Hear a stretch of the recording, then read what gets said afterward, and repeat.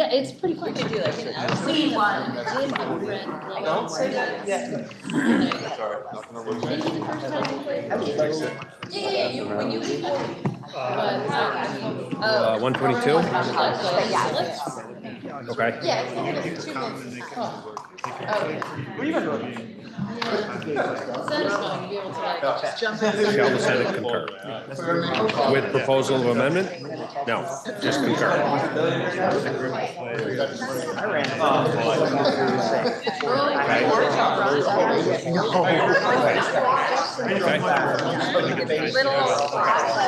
We'll see. You'll flag me down if I head in the wrong direction. Will that Senate please come to order? Senator from Chittenden. Thank you, Mr. President. At this time, I would move that the Senate suspend its rules in order to bring S-122 up off the notice calendar for immediate action. Senator from Chittenden has moved that the Senate suspend its rules in order to take S-122 up for immediate action. Are you ready for the question? If so, all in favor say aye. Aye. All opposed, nay. The ayes have it and the motion carries.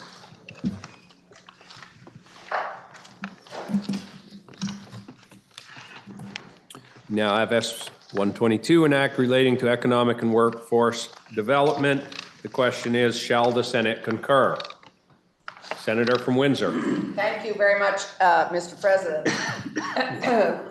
S-122, as it went to the House, was our big economic development bill. It was really majorly supportive of small business in Vermont, and it was a fairly strong bill, and we were very proud of it.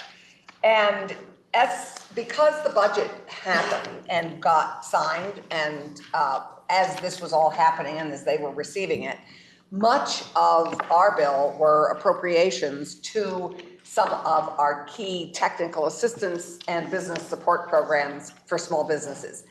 They were either voted on and included in the budget, or they weren't. And as a result, S-122 in many ways changed considerably with more information. So what you have before you is now, they supported the pieces that were passed in the budget. And I'll go through those in a sec. And but they added the bulk of H34, which are the roles and responsibilities for the new Workforce Strategy and Development Office, which we have an H34, which we had also passed. This body had passed before. So and H34 is on the wall in Senate Finance because we also added military pay to it. So they added H34 back onto this, which you'll see, and they also added work we had done, work that the treasurer had wanted done on baby bonds. Your Senate Economic Development Committee was fully supportive and are willing to concur with the House on sections 1 through 7. And 11, but not on 8, 9, and 10. So after I go through sections 1 through 7, I'm going to ask to divide the question and have us consider 1 through 7 and 11 as something we were in complete concurrence with. And then Senator from Windsor, I have just been made aware you cannot divide this question. Why not? Would you like a brief recess to confer with the secretary? Thank you. We will take a brief recess.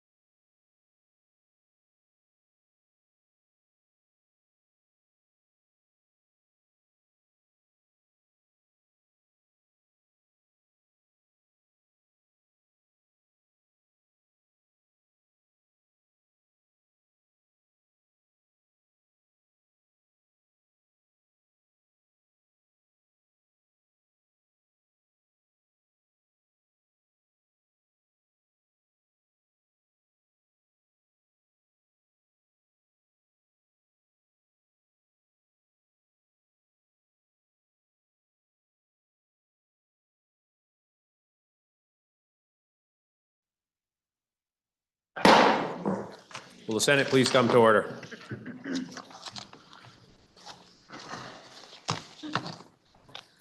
Senator from Windsor. Thank you. We had a lively discussion of this bill, as you can tell. So what I guess I would like to say, I'd like to go through the bill and discuss it.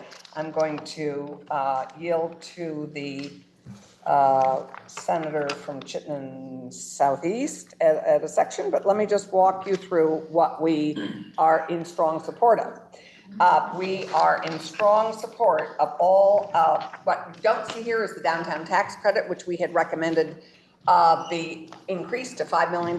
It passed the budget at 3, so you don't see it here, but it was in our original bill. What you will see here is some much reduced support for small business. You will see that the Vermont Professionals of Color Network, which we had recommended get $350,000, got $200,000. What you'll see here is the Small Business Development Center, which does such amazing work for our small businesses around the state. We had proposed to get an additional $688,000, and they only got an additional $150,000. Removed are a number of proposals that we had made to support micro business, the Vermont Law School Small Business Legal Center, the resource guide for our businesses, the Vermont Arts Council's online data compilation that they're going to make for the film and media industry, and Outdoor Business Alliance, which none of those small business supports were supported in the budget. So those are all stripped. What you will see in section, forgive me, I just need to find, I think it's section, oh, sorry, forgive me, I'm getting out ahead of my skis. I should just follow along with this. What in section 4, then we get to, so that's all the businesses you will, no, very importantly, sorry. Section 2 is the International Trade Division and Office. We had asked to support an expansion of our International Trade Office to include Asia and Europe. We right now have a very successful office in Quebec, and the budget only supported $150,000 to continue our work in Quebec for this year.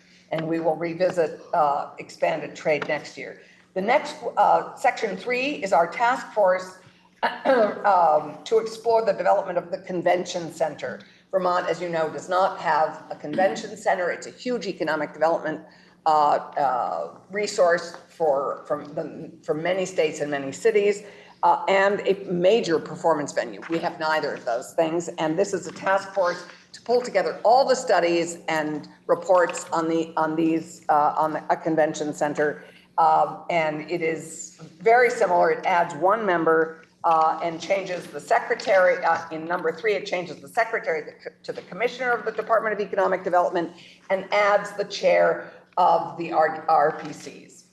So that is what they supported it other than that. Other than that change, and they, then section 4 is the Trade Commission, the Vermont Ireland Trade Commission, which they supported. There were no changes to the members, but they don't get per diems, which we had done. We tried to make it not look like a boondoggle for members. And they do not get reimbursements. But other than that, the Vermont Trade Commission goes ahead, and it is the dates of it, and it's are dependent, I believe, on the sister states recommending that they go forward. I believe that's correct. The date is advanced to October 1st of 2026. And section 7 is H34, and this is near and dear to my heart because this is what we've worked on for 3 years in our Special Oversight Committee on Workforce Development. And this is the final piece of our work, which is establishing the roles and responsibilities for the Commissioner of the Department of Labor and the Executive Director of the office, the newly created, already existing Office of Workforce Strategy and Development. And this goes through, this identifies and clarifies in statute what their roles and responsibilities are, which was the final piece of work we needed to do to finish that up.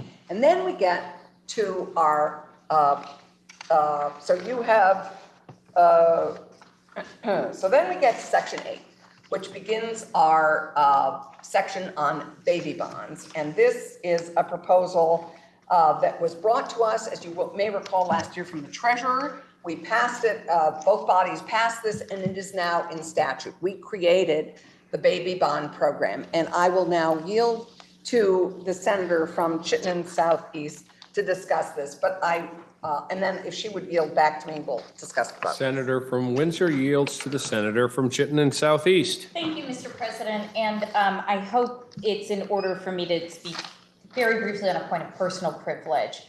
I couldn't help but notice that the treasurer's name shows up a lot in this workforce development language, and particularly in this section. And normally we would see his jolly face in the building, you know, talking to us about the exciting work he's doing and how we can collaborate. But he will be beginning tomorrow a celebration of the life of his mother. And so particularly on behalf of the senators from Windham, I'd just like to acknowledge and give our best wishes to the treasurer on the passing of his mother. So you can find the Baby Bonds pilot program language on pages 3180 and 3181 so the last couple pages of your calendar. And I would actually start with section 10 and work backwards, just to highlight to folks that section 10 is where we had previously given the treasurer the permission to begin this pilot program last biennium.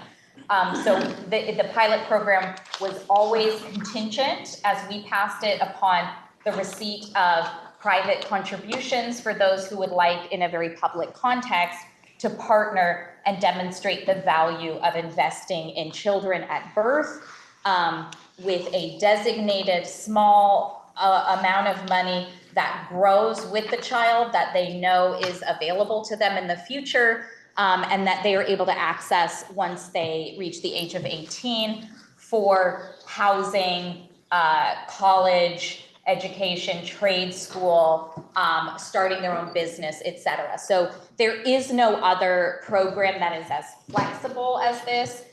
Even if you think of something like a 529 where we don't invest as government, but we still could, and the money would grow, that is very specific to certain types of education and training. This is a program that exists in Connecticut. And so we, as a body, as a chamber, as a legislature, last biennium, were willing to allow the treasurer to begin to search for funds to try and pilot this for 5 years. The House added this section in consultation with the treasurer's office. Now that there is actual money on the table that would be the potential promise of an actual longitudinal pilot with adolescents, I would say, just so in 5 years, one could see with adolescents that money grow until they reach the age of 18 and draw some conclusions from there that they can come back to the legislature with. So working backwards from there, you then have section 8, which sets forth how the pilot program would operate in terms of the actions that could be taken, an advisory committee, evaluation partners, eligibility criteria for recipients, final selection of recipients, performance metrics and reporting requirements, an investment consultant to create an investment plan for the pilot program funds so that they grow, partnerships with organizations around the state to support the pilot program and provide wraparound services. So really, you know, wrapping our arms around the kids who then have some deeper connection to government because they know this money is there for them, and outreach to potential recipients. So then there is an annual reporting requirement through the lifetime of the pilot, and a final report. And then really importantly, I think for the transparency of what we authorize the treasurer to do is a special fund for which the private funds can be deposited. And that allows us to monitor the activity of who is contributing, how we are drawing down the funds. Should we not have this special fund, we essentially have authorized the treasurer to do a pilot and accept private resources, but not given him the tools to make that a transparent process. And so given that, Mr. President, that kind of ends my reporting of the language, but I would say that as we take this issue up, perhaps as our newest issue for today's consideration, that would put the treasurer, I think, in a difficult place, and those donors, the kids who might be recipients of the money, to try and establish a pilot and have the authorization of government to do that, but not have the belts and suspenders to be able to make that a transparent and democratic endeavor. Ultimately, we know right now that we would be leaving money on the table that could go to investing in some of our lowest income kids in the state, or causing that money to have to be diverted in some less ideal way if we do not pass this language, Mr. President. And I yield back to the senator from Windsor. The senator from Chittenden Southeast yields to the senator from Windsor. Thank you very much, Mr. President. I just wanted to update the body. The Vermont Ireland Trade Commission will be effective July 1st, 2026, to account for and allow for the Sister State Working Group report to be completed, and that's due later this year. So we wanted those two to work in sync with each other. The effective dates of the bill are in section 11, and the task force and the baby bond work will take effect on passage. The small business and H34, the roles and responsibilities will take place July 1st. And the Ireland Trade Commission is effective, as I said, July 1st, 2026. So I mentioned that we had agreement on concurrence. The vote was to concur. We have agreement on sections 1 through 7 and section 11. We did not agree on sections 8, 9, and 10. And therefore, the straw poll in our committee was to not concur 3-2. And I am, it's an unusual report, but one that is reflective of the concerns of those sections. And I believe we're going to be entertaining an amendment that addresses this. Thank you.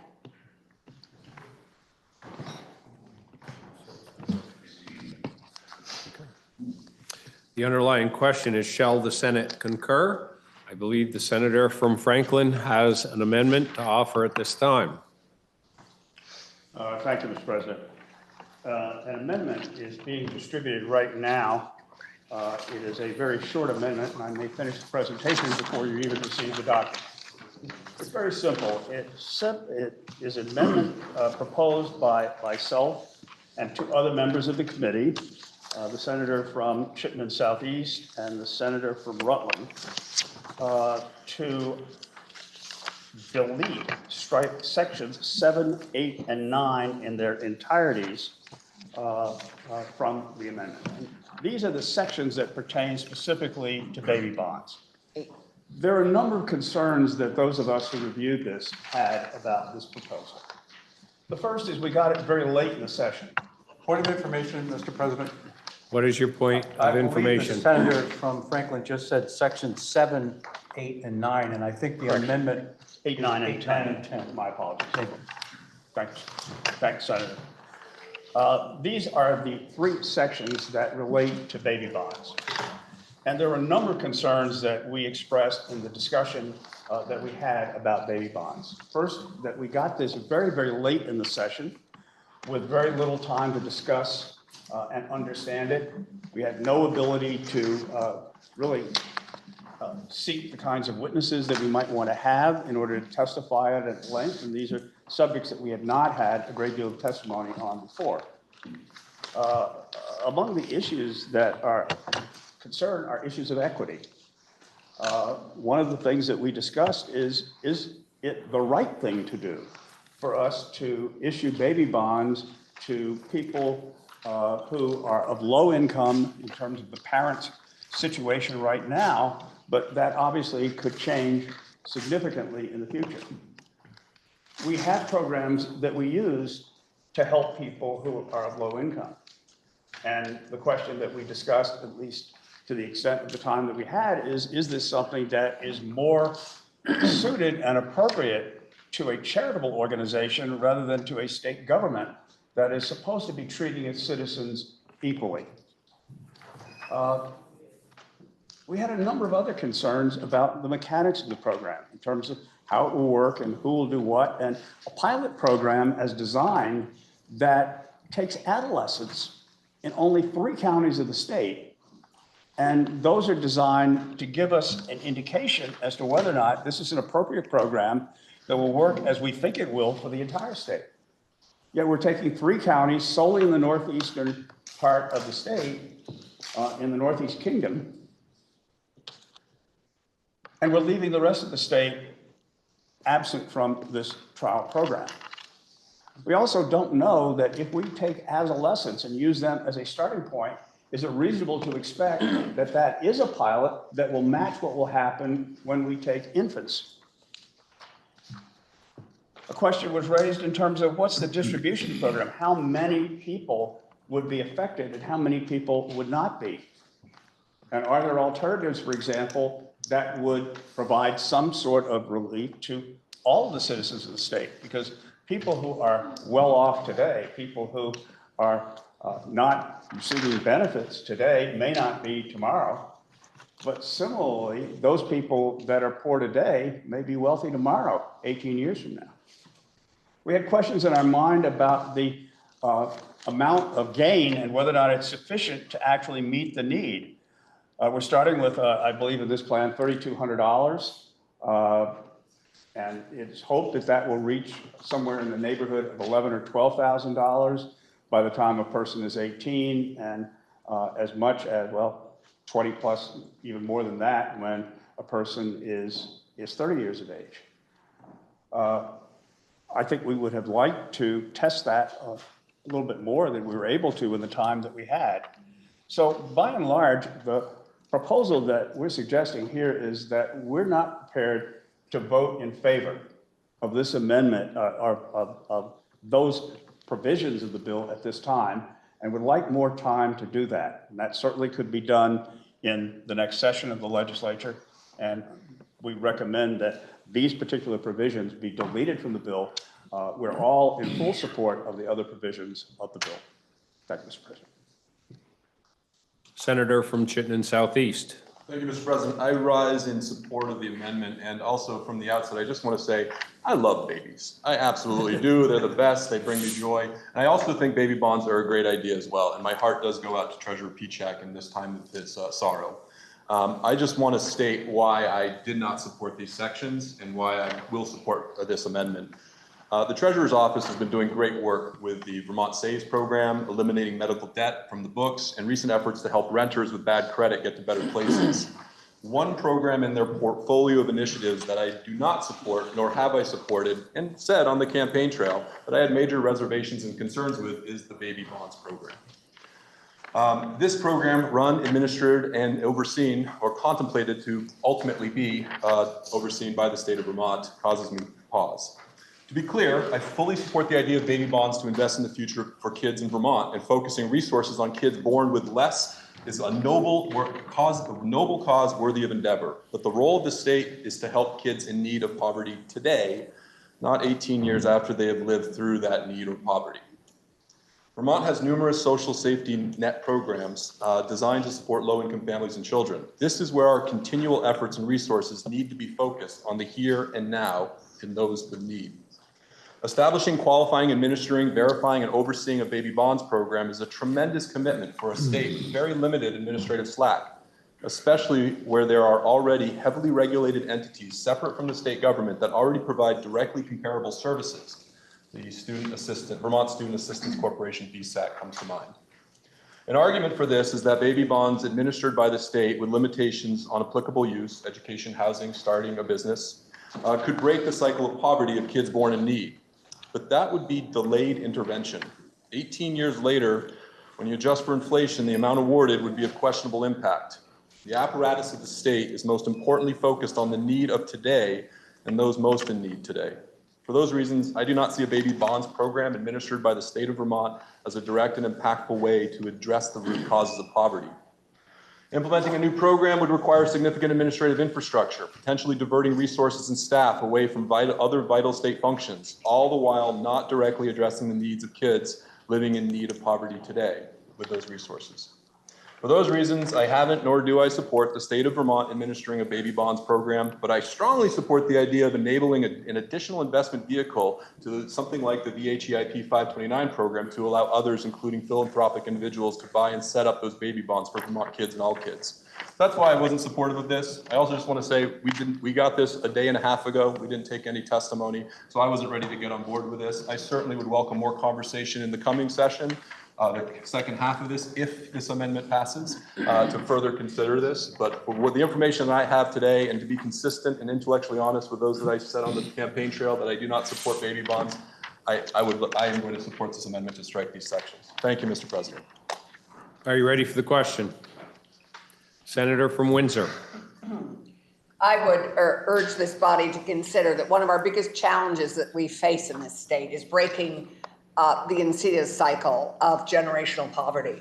This is a very creative program, which we supported last year in a strong vote to create this program and give kids the dream, the empowering dream of knowing that by the time they turn 18, they may have money to do one of four things: apply it to university or college or a certification program or an apprenticeship program, start a business, buy a property, or invest in their own retirement. This is not possible with the 529. 529 is simply for education. This broadens a student's opportunity. A kid from birth on knows their state is investing in them. This is very empowering. In addition, this is a great retention tool. If you know your state is investing in you, don't you think you'll stay? To go to the administration, the Treasurer's Office administers hundreds of thousands of pensions and retirements and loads of other programs. Managing this program is modest in scale compared to all the other things that they manage. And I just think we have to be consistent if we want to reduce the cost, the increasing cost of public assistance in this state. We need to enable people to stand on their own two economic feet. And this is a program which we hope will break that cycle of generational poverty and enable our young people to thrive and flourish in this state that is investing in them. Thank you. Are you ready for the question? Senator from Chittenden Southeast. Mr. President, it was stated by my district mate that we didn't take any testimony, so perhaps it was incumbent upon me in reporting this section to report that we did hear from the House reporter of the bill on this section, and we heard from the Treasurer's Office. Thank you, Mr. President. Are you ready for the question? Senator from Chittenden. Thank you, Mr. President. This makes me uncomfortable on several levels. I don't like to take a position different from the chair of one of my committees. I also don't like to suspend normal procedure coming out of my committee. So in this case, we had very strong agreement on a bill. The House added a piece at the last minute.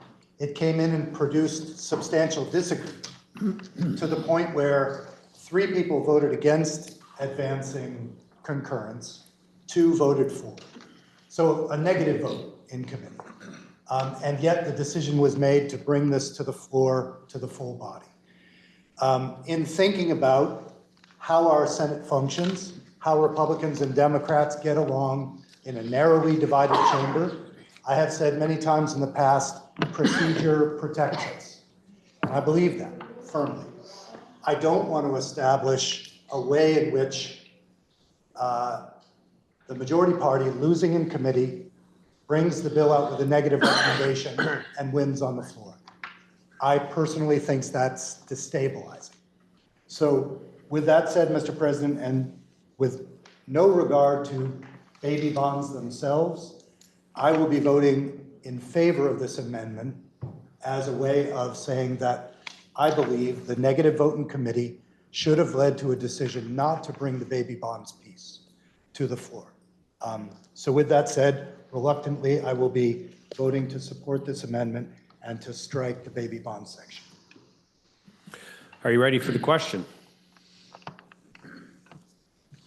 The question is, shall the Senate concur with the House proposal of amendment with further amendment? Are you ready for the question?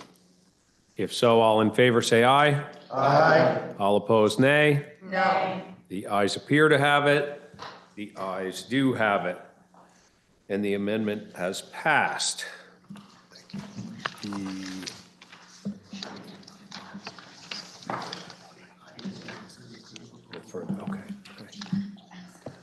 Senator from Addison. May I inquire of the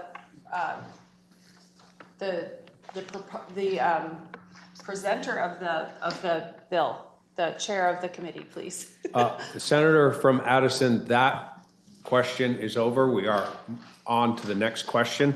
The question was, shall the Senate concur with the House proposal of amendment with further amendment? We handled the entire process Oh, the entire in thing. one vote. Oh, I didn't realize that. Okay. Can we ask for recess, Mr. We will take a brief recess.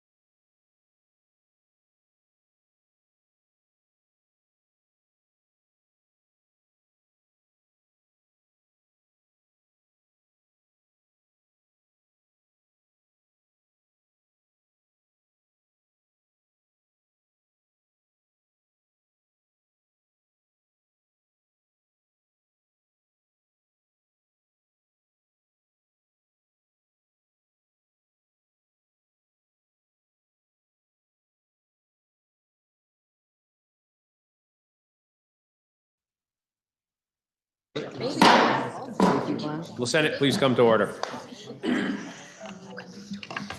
We will now be moving to H 266. Senate proposal.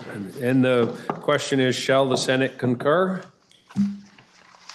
Senator from Chittenden. Thank you, Mr. President. I believe that the Health and Welfare Committee needs a brief interval to consider a potential amendment, so I would ask for a 10-minute recess. We will take a 10-minute recess.